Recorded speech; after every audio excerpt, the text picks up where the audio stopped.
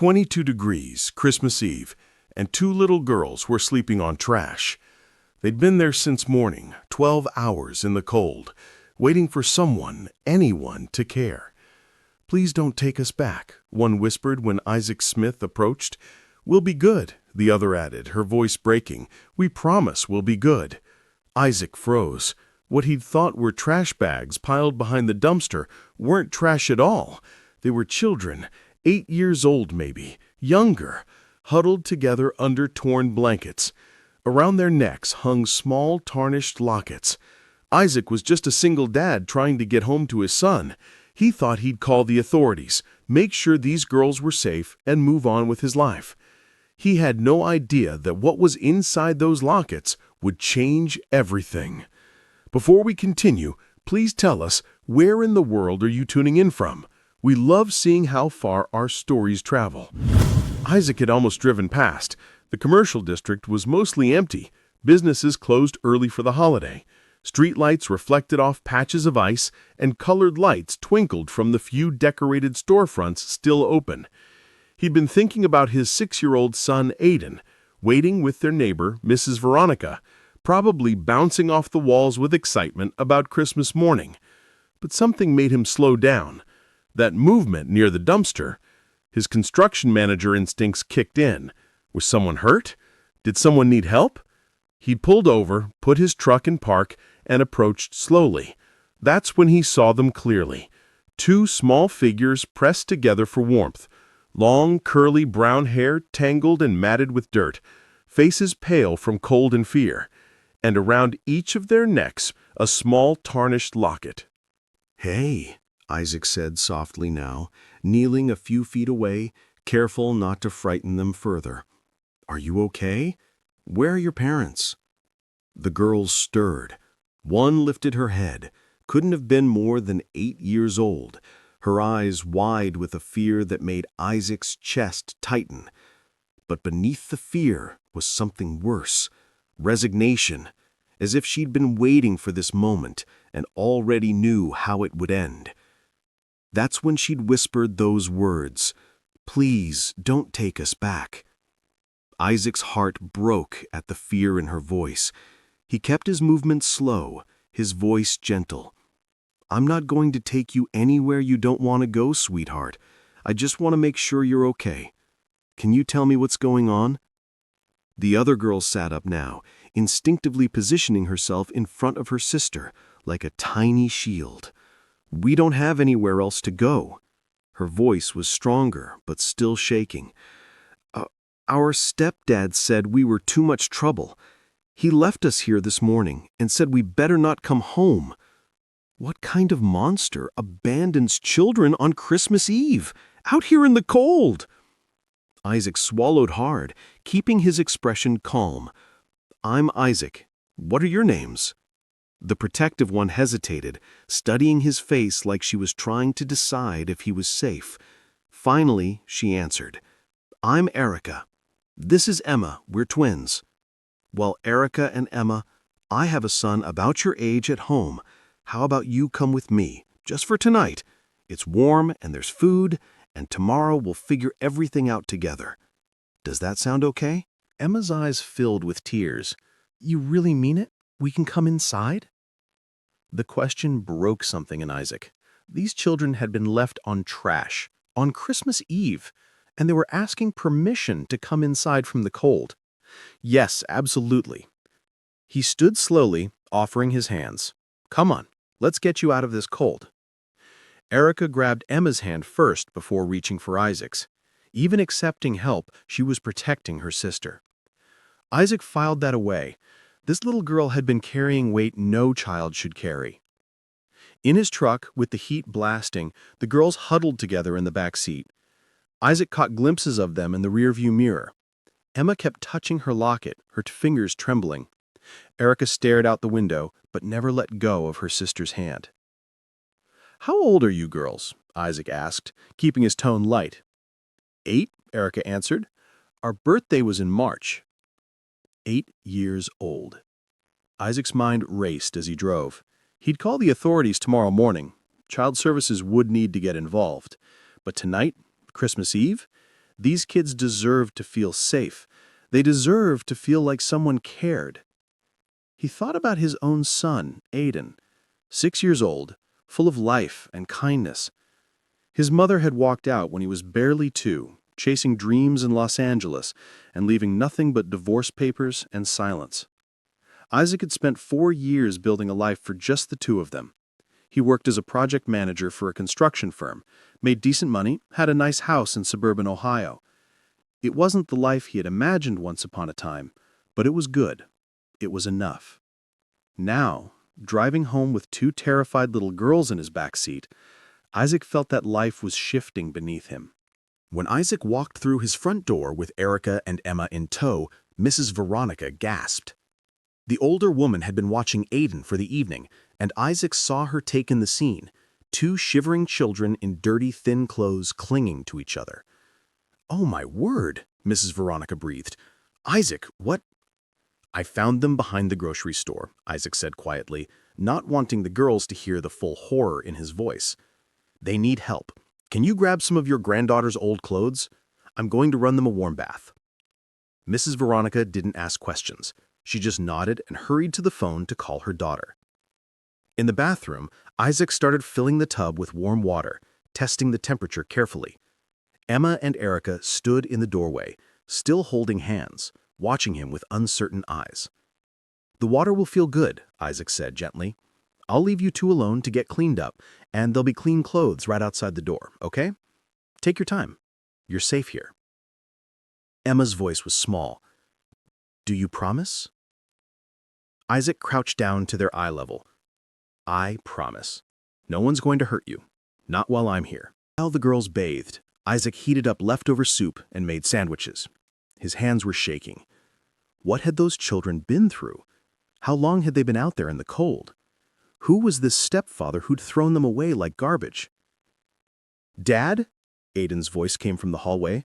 "Mrs. Veronica said you brought home some kids?" Isaac turned to find his son peeking around the corner, his brown hair sticking up in every direction, his dinosaur pajamas already on. At 6 years old, Aiden was small for his age, but big-hearted, something Isaac had worked hard to nurture after his mother's abandonment. "Yeah, buddy. 2 little girls who needed help. They're going to stay with us tonight." Aiden's eyes went wide. "Really? Are they nice? Do they like dinosaurs?" Despite everything, Isaac smiled. "I don't know yet, but I need you to be gentle with them, okay? They've had a really hard day." "I'm always gentle," Aiden said seriously. "I'll show them my books." When Erica and Emma emerged from the bathroom 15 minutes later, clean but still skittish, wearing oversized pajamas Mrs. Veronica had brought over, Aiden was waiting. He walked right up to them with the straightforward confidence only a 6-year-old could manage. "I'm Aiden. Do you like dinosaurs? I have like 100 dinosaur books." The twins exchanged glances. Emma nodded shyly. That was all the encouragement Aiden needed. Within minutes, he'd pulled them into the living room, sitting between them on the couch and explaining in great detail the difference between a triceratops and a stegosaurus. His enthusiasm was infectious, and Isaac watched as the girls began to relax, just a little. Emma even smiled when Aiden showed her his favorite T-Rex toy. Isaac noticed that both girls still wore their lockets. Their hands kept reaching up to touch them like lifelines, like anchors to something important they couldn't let go. Over soup and sandwiches, Isaac learned their names were Erica and Emma. They were 8 years old, twins. But when he tried to ask more, where they lived, where their parents were, the girls went quiet, exchanging nervous glances. "It's okay," Isaac said gently. "You don't have to talk about it tonight. Just eat and get warm." Emma's eyes filled with tears. "You're really letting us stay?" "Of course. It's Christmas Eve. Nobody should be alone on Christmas Eve." That night, Aiden insisted the girls sleep in his room. "They can have my bed," he said matter-of-factly. "I'll sleep on the floor with my sleeping bag. It'll be like camping." Isaac felt tears prick his eyes as he watched his son, this beautiful boy who'd been abandoned by his own mother, offering everything he had to 2 strangers because it was the right thing to do. As he tucked all 3 children into Aiden's room, Isaac made a silent promise. Whatever was happening here, he'd make sure these girls were protected. "Mr. Isaac?" Emma's voice was sleepy. "Thank you for bringing us inside." "You don't have to thank me, honey. Just sleep. You're safe now." But as Isaac closed the door and stood in the hallway, he knew tomorrow would bring complications. Social services, police, questions. The girls would probably be placed in foster care while authorities investigated. The thought of them being scared again, being moved to strangers, made his chest ache. But what else could he do?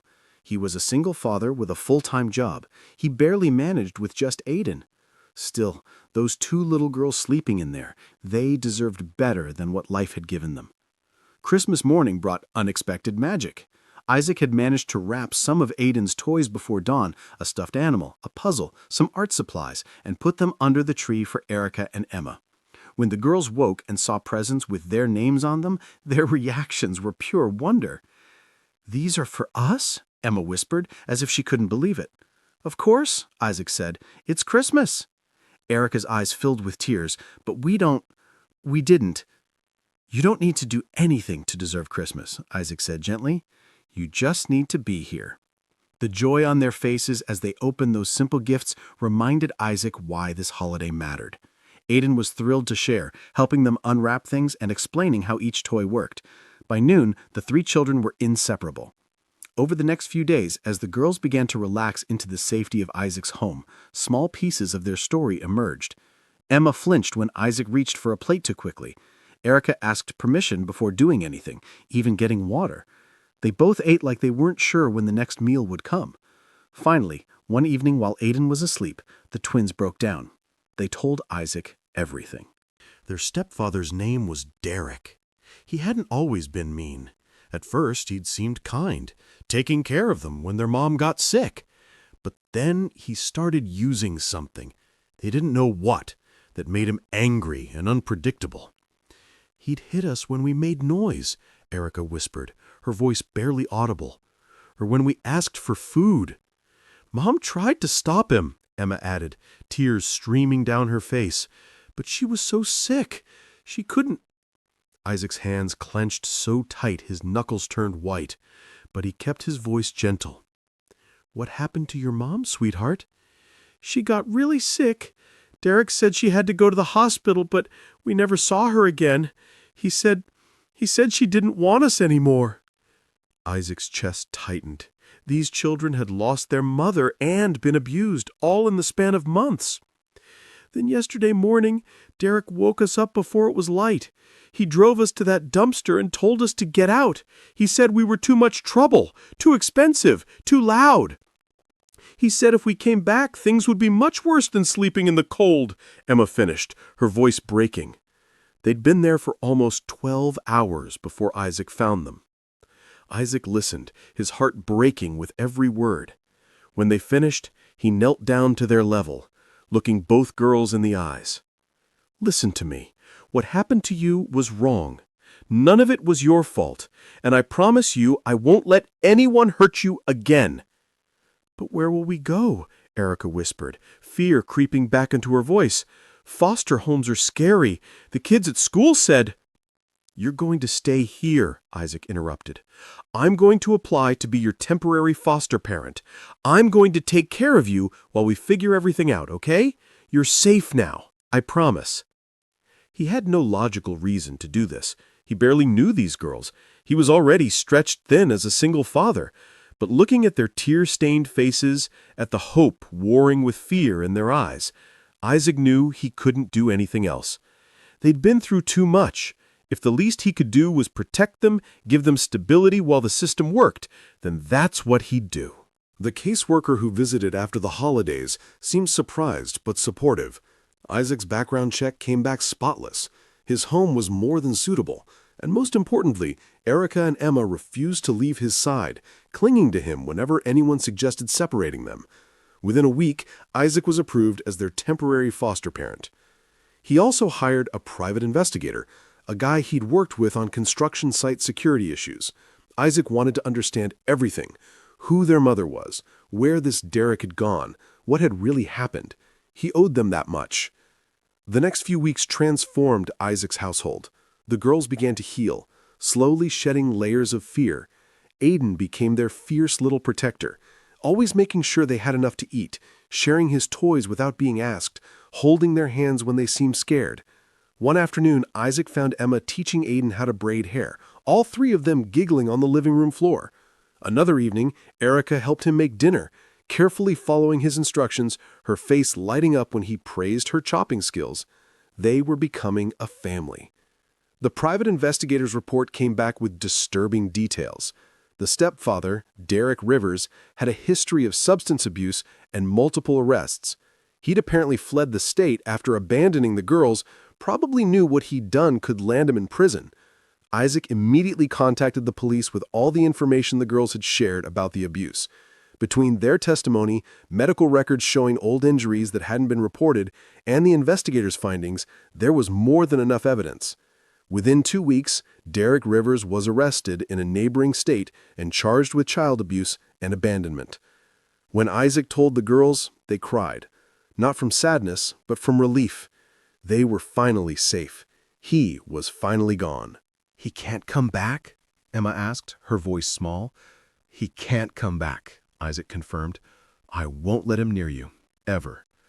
It was a quiet Tuesday afternoon, about 3 weeks after Christmas, when everything changed. Isaac came home early from work to find Erica and Emma sitting on the floor of their shared room, both crying softly as they stared at the lockets around their necks. They held them open, gazing at whatever was inside with such longing that Isaac's chest tightened. "Hey, what's wrong?" he asked gently, kneeling beside them. Emma quickly tried to close her locket, but Isaac had already seen it. His blood ran cold. Inside was a photograph, a young woman with bright eyes and a radiant smile. A woman Isaac had loved more than anything in the world. A woman who'd vanished without explanation 9 years ago. Lisa. Lisa Sampson. His hands trembled. "Can I see that?" Reluctantly, Emma handed him her locket. Erica did the same, watching his face with worried eyes. Inside each one was the same photograph, slightly different angles, but unmistakably the same image. The same woman who disappeared from Isaac's life, leaving him heartbroken and confused. "This woman," Isaac said, his voice barely above a whisper, "who is she?" "That's our mom," Erica said, tears streaming down her face. "We miss her so much. We don't know where she is." The room tilted. Isaac looked at the girls, really looked at them for the first time with this new information. Their eyes, that particular shade of hazel green he saw in the mirror every morning. He'd noticed they were pretty, distinctive eyes, but he hadn't made the connection until now. They were his eyes. And now that he was looking for it, he could see other things, the shape of Emma's nose, the way Erica's eyebrows arched, the stubborn set of their chins.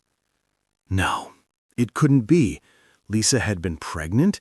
He would have known. She would have told him. But the girls were 8 years old. The math lined up perfectly with when Lisa had disappeared from his life. Isaac's mind raced back 9 years. He'd been 23, in love for the first time, planning a future with Lisa. They'd been together 4 years, talking about marriage after graduation. Then one day, she was just gone. His mother had been the one to tell him the truth, that Lisa had taken money she'd offered her, a substantial amount, and left to be with another man. Someone with better prospects, better family, better everything. His mother had always said Lisa wasn't good enough for him anyway. Isaac had been devastated. He tried to find Lisa, to hear it from her own mouth, but she had seemingly disappeared, changed her number, moved away. Eventually, heartbroken and exhausted, he'd stopped looking.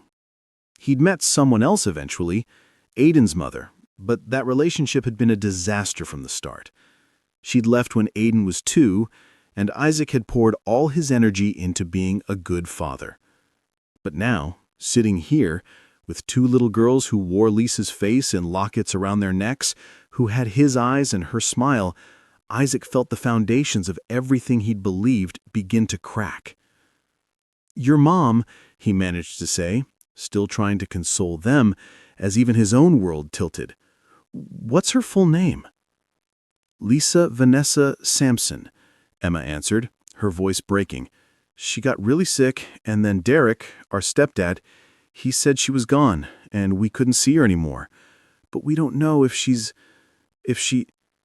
The girl couldn't finish, but Isaac understood. They didn't know if their mother was alive or dead. "It's okay," Isaac said, pulling both girls into a hug, even though his heart was pounding so hard he could barely breathe. "We're going to find out what happened to her. I promise." After he'd calmed them down and they'd gone to play with Aiden, Isaac sat alone in his room staring at the lockets. His mind wouldn't stop racing. The timeline matched. Lisa had disappeared 9 years ago. The girls were 8. If she'd been pregnant when she left? The resemblance was there now that he was looking for it. But he couldn't make assumptions. Couldn't let himself hope or rage until he knew for sure. The next morning, Isaac took the girls to a clinic for a DNA test, telling them that was just routine paperwork for the foster situation. They didn't need to know yet. Not until he was certain. The wait for the results was the longest 3 days of Isaac's life. He went through the motions, work, dinner, bedtime routines, but inside he was screaming with questions. If these were his daughters, where had Lisa been all these years? Why had she kept them hidden? Had his mother really paid her off? And if they weren't his daughters, well, that might break his heart too. Because in just a few weeks, Erica and Emma had burrowed into his life in ways he hadn't expected. When the envelope finally arrived, Isaac's hands shook as he opened it. He read the same line 3 times before it finally sunk in. Probability of paternity, 99.99%. Isaac sat down heavily, the paper fluttering from his fingers. Erica and Emma were his daughters. His daughters.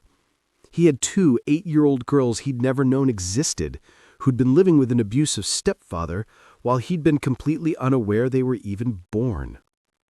Anger at Lisa, mixed with grief for lost years, confusion about why she'd kept her daughters hidden, and overwhelming love for these 2 little girls who'd somehow found their way back to him.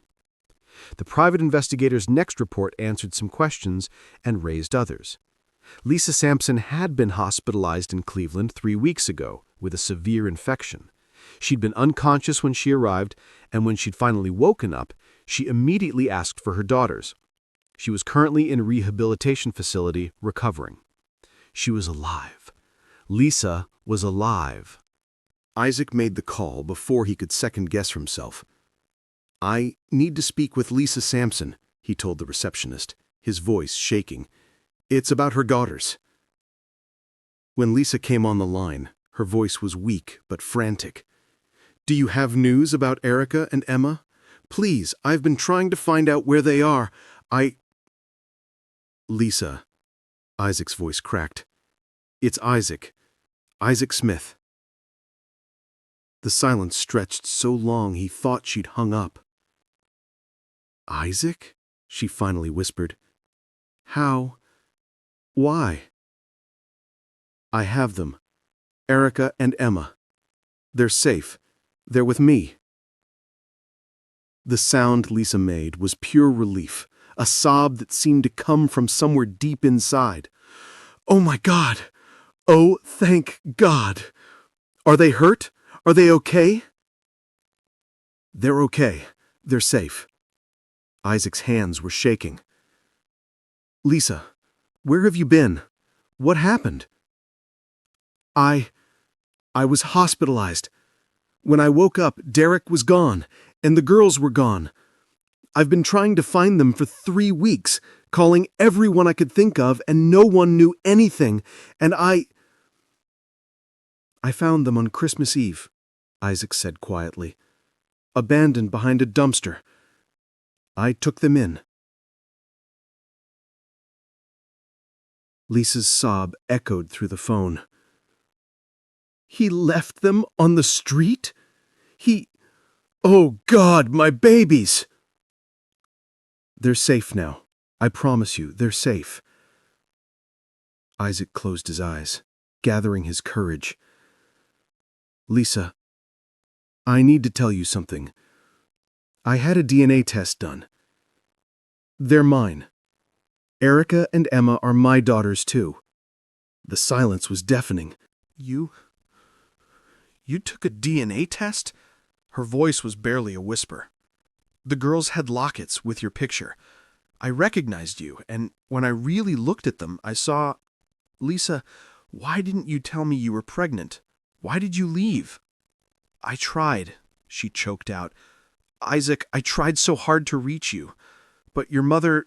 She stopped, her breathing ragged.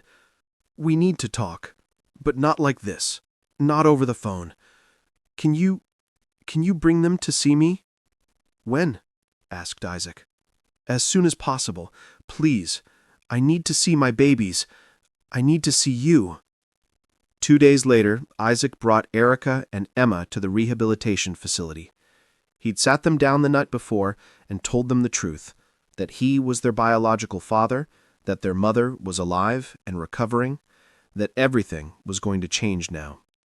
The girls had been quiet, processing. Erica had cried. Emma had asked if this meant they had to leave Aiden. Isaac had assured them that no matter what, they were all family now, that Aiden was their brother in every way that mattered. The reunion between Lisa and the girls was everything Isaac had hoped for. The moment the twins saw their mother, they ran.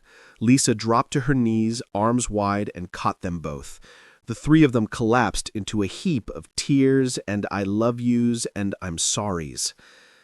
I thought you left us, Emma sobbed into her mother's shoulder. Never, Lisa said fiercely, kissing both their heads. I would never leave you. I've been looking for you. I never stopped looking. Derek said you didn't want us anymore. That was a lie. The biggest lie anyone's ever told. Lisa pulled back to look at their faces, her hands cupping their cheeks. I love you. I have always loved you. You are everything to me. The twins clung to their mother like she might disappear again, and Lisa held them like she'd never let go. Isaac stepped back, giving them space, his throat tight with emotion. Lisa looked different, older, thinner, marked by years of struggle, but her eyes held the same warmth he remembered. After nearly an hour, the girls finally relaxed enough to fall asleep, curled up on either side of their mother in the hospital bed. Lisa stroked their hair gently, tears still streaming down her face. Thank you, she whispered to Isaac. Thank you for saving them. Thank you for keeping them safe. Isaac pulled a chair closer, sitting beside the bed. Tell me what happened. All of it. Lisa took a shaky breath and began. 9 years ago, when she discovered she was pregnant with twins, she'd been terrified but excited. She'd planned to tell Isaac the day after she took the test, but his mother had found out first. She came to my apartment, Lisa said quietly, her eyes distant. She said she knew about the pregnancy, said I was trying to trap you, ruin your future. She offered me money to leave, a lot of money, but I refused. Isaac's jaw clenched, but he stayed silent, letting her continue. That's when she got cruel. She said if I didn't disappear, she'd destroy my family, get my father fired from his job. She had connections at his company. Make sure I was branded a gold digger all over town, ruin any chance I had at a decent future. Lisa's voice broke. I was 22 years old, pregnant with twins, and terrified. So I left. But you tried to contact me, Isaac said, remembering what she'd said on the phone. I sent letters to your apartment, your school, everywhere I could think of. I called your phone dozens of times. Nothing went through. Lisa wiped her eyes. I didn't know then that your mother was intercepting everything. I thought maybe you'd found out about the pregnancy and agreed with her, that you didn't want me or the babies. Isaac reached out and took her hand. I never knew. I swear to you, I never knew. I know that now, but back then I was alone and pregnant and scared. I moved to Cleveland, worked 2 jobs, had the twins. It was hard, but we managed. What about Derek? Isaac asked, his voice tight. I met him when the girls were 5. He seemed kind at first, helped me when I got sick. Lisa's expression darkened. But after we got married, he changed, started using drugs, became violent. I tried to protect the girls, but I was so sick and he was so strong. She explained her hospitalization, a severe infection that had left her unconscious for days. When she'd woken up, Derek was gone. The girls were gone. and no one would tell her where they were. "I've been trying to find them for 3 weeks," Lisa said, her voice breaking. "Every day thinking about them out there scared and alone, and I couldn't—" "They're safe now," Isaac said firmly, "and Derek's in custody. He's facing charges for child abuse and abandonment. He's not going to hurt any of you again." Lisa closed her eyes, fresh tears spilling over. "How did this happen? How did you find them?" "Christmas Eve. I was driving home and saw movement near a dumpster. I thought it was trash until—" Isaac's voice caught. "Until I realized it was 2 little girls sleeping in the cold." "And you just took them in? You didn't even know they were yours?" "They were children who needed help," Isaac said simply. That was enough. Lisa looked at him, really looked at him, for the first time since he'd arrived. "You became exactly who I always knew you'd be. A good man. A good father. I lost 9 years with my daughters because of my mother's lies. But we're here now, all of us, and we're not going to waste any more time." Lisa squeezed his hand, hope and fear mingling in her eyes. "What happens now?" "Now we heal, all of us, together." The next months were a journey of adjustment and growth. Lisa went through rehabilitation with fierce determination, attending therapy to process years of trauma and abuse. She divorced Derek officially, and he eventually pled guilty to all charges against him, facing years in prison. Isaac maintained custody of the girls while Lisa recovered, but she visited constantly. The girls were confused at first, struggling to understand how Isaac could be their father when they'd just been getting used to him as their foster parent.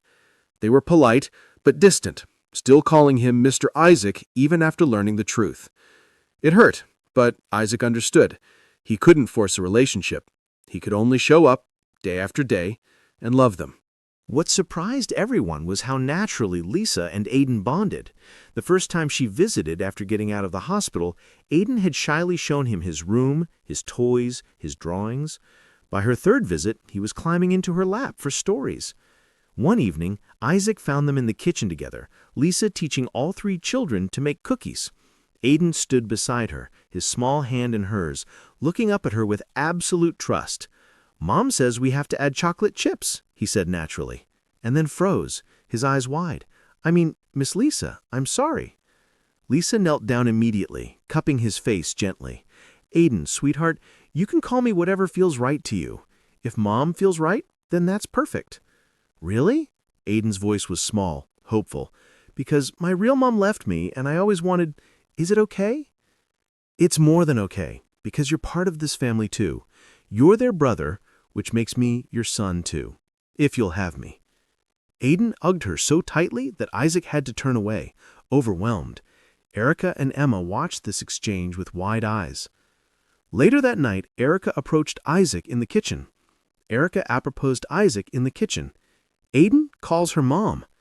Isaac looked at his daughter, still so new and miraculous. He does. But she's not his real mom. His real mom left him.